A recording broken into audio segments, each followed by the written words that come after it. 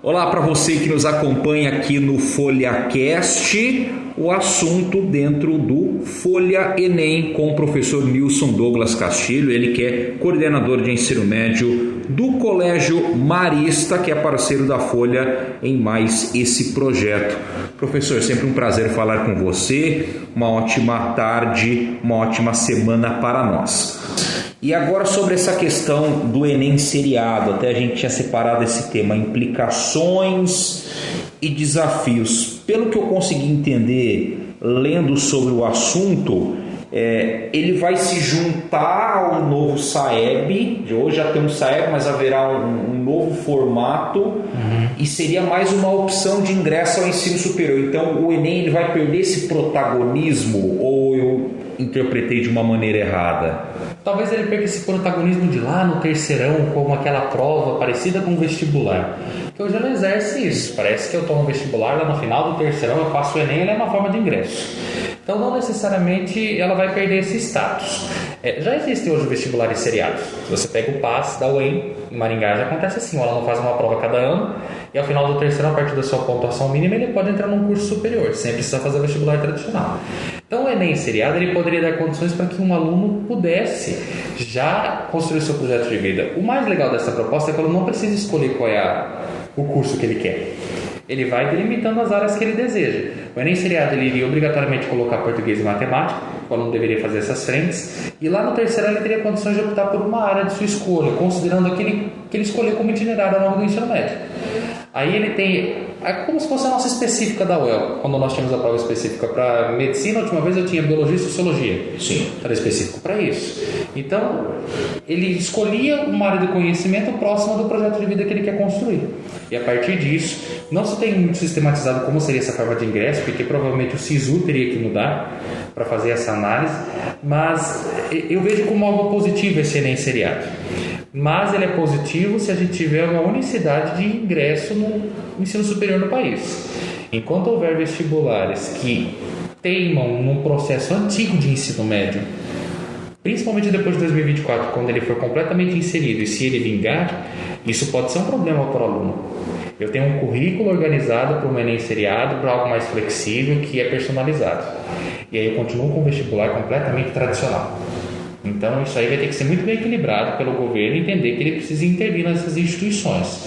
Mas essa intervenção não de maneira autoritária, entendendo qual que é melhor para o aluno. Não pode ser uma briga política entre as instituições. Porque ficaria difícil do aluno se acostumar a ter que fazer uma prova de uma maneira com que ele não foi acostumado a fazer esse novo ensino médio. Exato, e também com conteúdos que talvez ele não tenha visto necessariamente. Então, por causa dessa flexibilização. Exatamente, uma vez que ele tem condições de flexibilização e essa flexibilização vai aumentando conforme o ensino médio vai sendo implementado, essa flexibilização não necessariamente garante que ele vai ter visto tudo de filosofia, por exemplo, ou tudo de sociologia. Aí você pega uma prova da UEL que sempre valorizou muito filosofia e sociologia. Então tem que tomar esse cuidado. Não estou dizendo qual é melhor ou qual é pior. O problema é não haver equilíbrio, não chegar no consenso quando isso aí for implementado. E, por exemplo, Nilson, então pelo que eu entendi, o aluno está lá no primeiro ano do ensino médio, ao final do ano ele vai fazer a prova do Enem, isso, baseado nos conteúdos do primeiro ano do ensino médio. Assim no segundo ano, assim no terceiro ano. Junta-se as notas, tem lá uma média, isso, a nota final. Como garantir, ou de que forma que será feito, para que os conteúdos dessa prova, eles tenham essa coincidência de que o aluno realmente viu isso ao longo daquele ano letivo, sendo que tem essa parte de flexibilização? Ou ele vai focar na BNCC? O que vai dar foco é a formação geral básica. Então, a formação geral básica ela vai ter que acontecer em todos os colégios, independentemente do itinerário que ele coloque.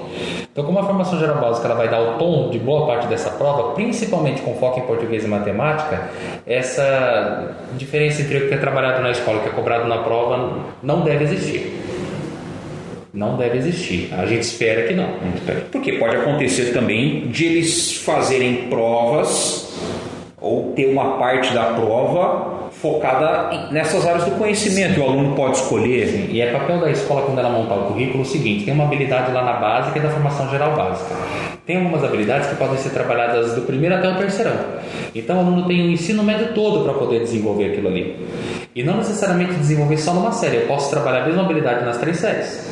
Então existe até essas condições do professor trazer uma habilidade ou outra ali para poder colocar o que ele quer para a prova dele ou para o currículo dele. E claro que tendo o Enem seriado, com certeza eles vão trazer uma matriz. E essa matriz também uma nova matriz, né? Exatamente. Então essa nova matriz, ela vai indicar quais os caminhos que a gente deve seguir. Porque pode acontecer de esse Enem seriado ele ser dividido em 2 partes. Uma formação geral básica e a outra dessa formação itinerária. Porque se o aluno pode escolher, por exemplo, se ele quer fazer a língua estrangeira moderna em inglês ou espanhol, por que não escolher a área do conhecimento? Sim. Já que ele vem trabalhando em cima disso desde o primeiro ano. Exatamente. Então, uma nova matriz deverá surgir e a partir dela ela vai determinando também que esse Enem deve ser cobrado, então não pode ficar nada solto. Bacana. Então, quer dizer, ainda dá para a gente concluir, né, Nilson, que tem algumas coisas que a gente já consegue projetar por tudo que vem sendo discutido, que vem sendo anunciado. É claro que ainda não está assinado ali, está 100%, e outros que ainda seguem uma incógnita. Por exemplo, essa possível mudança no SISU, como é que vão ser os vestibulares, e outros que a gente já projeta, por exemplo, como é que deve ser feito o Enem e esses pontos. Você gostaria de elencar mais alguma coisa nisso aí? O que você acredita que já está encaminhado? O que ainda tem também essa incógnita, que é um ponto importante? Eu acho que assim, num momento de tantas incertezas e de tantas incógnitas com essa implementação do novo ensino médio, a prudência ela tem que ser alta, tem que ter muito equilíbrio. Então, e a prudência das 2 partes. Prudência por parte dos alunos, entender que se eles estão matriculados em instituições sérias, eles precisam confiar nessas instituições que, se são sérias, terão equilíbrio nessa implementação desse novo ensino médio. E entender que nesse período de transição ainda, não se bateu o martelo de um novo Enem seriado. Então, foque no Enem como ele é até então conhecido. Então, foque naquilo que é para o momento. Não fique pensando, se for seriado, se eu não passar agora. Isso pode gerar mais ansiedade ainda para o aluno. Beleza. Bom, nós conversamos com o professor Nilson Douglas Castilho, coordenador de ensino médio do Colégio Marista aqui de Londrina, e na semana que vem a gente traz mais conteúdo dentro do Folha Enem aqui no nosso FolhaCast.